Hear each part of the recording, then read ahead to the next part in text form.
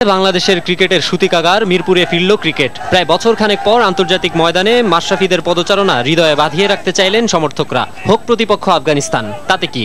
হাজার কুড়ি মানুষের উপস্থিতিতে প্রাণের স্পন্দন শেরেবাংলা স্টেডিয়ামের সবুজ ঘাসে। আজকে আমরা জিতছি, অনেক ভালো লাগতেছে। বাংলাদেশ চ্যাম্পিয়ন, বাংলাদেশ।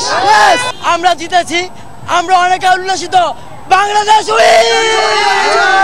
যদিও একটু একটু করে বেড়ে ওঠা স্বপ্নের চারাগাছে আলো পৌঁছতে দিচ্ছিল না আফগানরা, কিন্তু মিরপুরে ক্রিকেট তো প্রার্থনার মতো, সেটা আবারও প্রমাণ করলেন সমর্থকরা। পেন্ডুলামটা ছিল প্রতিপক্ষের অনুকূলেই, তারপরও মিরাকেলের আশায় চাতক পাখির মতো বসে রইলেন সবাই।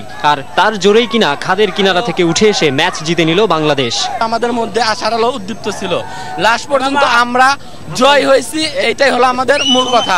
আমরা জয় হয়েছি, জয় হব, বাংলাদেশ জয় হবে সব সময়। আজকে দীর্ঘ 9 মাস পর বাংলাদেশ আজকে একটা ওয়ানডে একটা ম্যাচ আজকে জিতলো, আমরা অনেক অনেক আনন্দিত। অনেক প্রথম ম্যাচটি উপভোগ্য হলেও আফগানদের বিপক্ষে পরের ম্যাচগুলোতে প্রতাপশালী জয় চায় টাইগার ফ্যানরা। মাকসুম আলম খান, সময় সংবাদ, ঢাকা। দর্শক, আমরা আগেই জানিয়েছিলাম আমাদের সঙ্গে কথা বলতে স্টুডিওতে উপস্থিত আছেন হান্নান সরকার। হান্নান ভাই, দীর্ঘদিন পর ক্রিকেটে ফিরলো, এটা একটা স্বস্তি। বাংলাদেশের জয় দিয়ে আবার ওয়ানডেতে শুরু করলো, কিন্তু জয়টা কি আরো সহজে প্রত্যাশিত ছিল না, যে একটা একদম লাস্ট ওভারের জয়? না, আসলে একটা জিনিস কি, যখনই শর্টার ভার্সন ক্রিকেট হবে, সেটা টি-20 বা ওয়ানডে ক্রিকেট, বড় টিম এবং ছোট টিমের দূরত্বটা কিন্তু কমে যায়।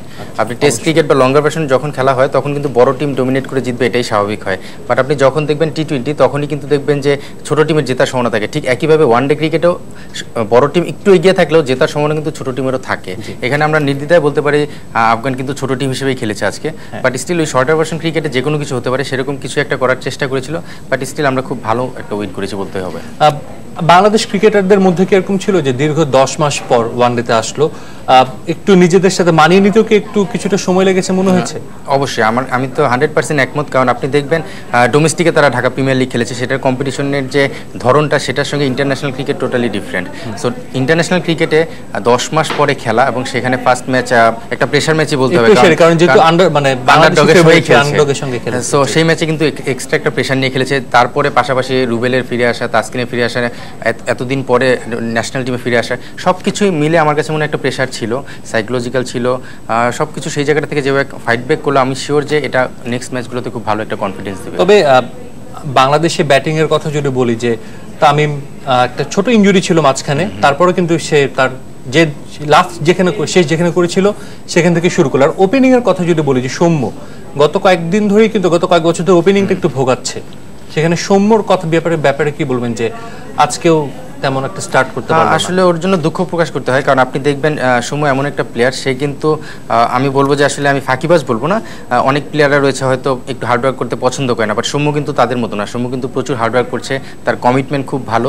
বাট ক্রিকেটে যেটা দরকার, অনেক সময় লাকটা অনেক সময় খুব প্রয়োজন হয়, সেই জায়গাটায় মনে হয় সৌম্য কেন যেন ক্লিক করছে না।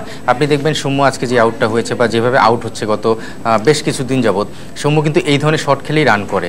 আমরা দেখেছি বিপিএলে খুব একটা ছন্দে ছিল না, প্রিমিয়ার লিগেও খুব একটা রান করেনি। সো অনেক দিন যাবত অফ ফর্মে রয়েছে।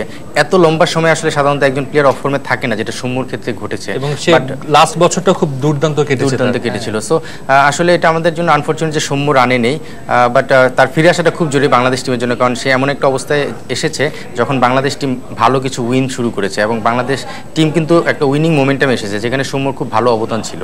সো সৌম্য যদি রানে আসে, তাহলে আমাদের উইনগুলো হয়তো বা আরো অন্যরকমভাবে হতে পারতো। আর যদি বলি যে বাংলাদেশের টিম, আজকে যে টিমটা বাংলাদেশ খেলো, যে একাদশটা, এখানেও কিন্তু দেখা গেল যে যারা খেলেছে ম্যাক্সিমামই কিন্তু একটু খেলার বাইরে ছিল আন্তর্জাতিক ক্রিকেটে। তাইজুল ইসলাম, রুবেল হোসেন, তাসকিন আহমেদ, এরকম না নিয়ে যদি এমন যদি হতো যে যারা রেগুলার খেলছে, এরকম প্লেয়ার নিলে কি সেটা আরেকটু ইজি হতো? না, আসলে টিম ম্যানেজমেন্টকে আপনি যখন সিলেক্টরে রয়েছে বা টিম ম্যানেজমেন্ট কিন্তু খুব ক্লোজলি টিম প্লেয়ারদেরকে দেখছে, অবজার্ভ করছে। আপনি দেখবেন এই ক্যাম্পটা কিন্তু 3 মাসের হয়েছে, ফিটনেস ক্যাম্প হয়েছে, তারপরে স্কিল ক্যাম্প হয়েছে, তারপরে কিন্তু কন্ডিশনিং ক্যাম্প, সব কিছু মিলে লম্বা একটা সময় ক্যাম্প হয়েছে। সেখানে কিন্তু সিলেক্টর বা ম্যানেজমেন্ট কিন্তু খুব ক্লোজলি তাদেরকে দেখেছে কার কী অবস্থা। বেশ কিছু ম্যাচও খেলেছে যেখানে যারা টিমে রয়েছে, শফিউল যেমন খুব ভালো বোলিং করে কিন্তু টিমে ইন করেছে। সো এই জিনিসগুলো সিলেক্টররা খুব ক্লোজলি দেখাতে তারা বুঝতে পারছে যে কী অবস্থায় রয়েছে কোন প্লেয়ারগুলো। সো আমার কাছে মনে হয় যে সিলেকশন বা এই জায়গাটা মনে হয় সিলেক্টররা 100% রাইট ছিল, এবং যাকে যেভাবে সুযোগ দেওয়া হচ্ছে আমার মনে হয় যে তাদের ডিসিশন পুরোটাই রাইট ছিল। আর বাংলাদেশের আজকে যে মাঠের খেলার কথা বলি, যে ব্যাটিং নিয়ে বললাম, ফিল্ডিং এ বাংলাদেশের কিন্তু শুরু থেকে বেশ স্লপে ছিল। আমরা দেখলাম তাসকিন কিন্তু দুর্দান্ত একটা স্টার্ট পেতে পারতো, প্রথম ওভারে একটা ক্যাচ মিস করলো, খুব বলবো যে সহজ ক্যাচই ছিল, খুব কঠিন না স্লিপে। এছাড়া অনেকগুলো মিস ফিল্ডিং হয়েছে, 4 হয়েছে, অনেক রানও হয়েছে, প্লাস ক্যাচও মিস হয়েছে। তো এই জায়গাটা থেকে বাংলাদেশের আরেকটু গত কয়েকদিন কিন্তু ভালো ছিল, আমরা দেখেছি ওয়ার্ল্ড টি20তে সৌম্যর দুর্দান্ত সেই ক্যাচ বা ফিল্ডিংয়েও। আজকে সেই ছন্দপতন ফিল্ডিংয়ে ফিল্ডিং আসলে ডিফারেন্স করে দিতে পারে, কারণ আপনি দেখবেন তাসকিন কিন্তু অনেকদিন পরে ব্যাক করেছে, তার একটা মাথায় প্রেশার নিয়ে আজকে ম্যাচ শুরু করেছে। ফার্স্ট ওভার বোলিং করেছে, সেখানে একটা ক্যাচ হলে হয়তোবা সিনিয়র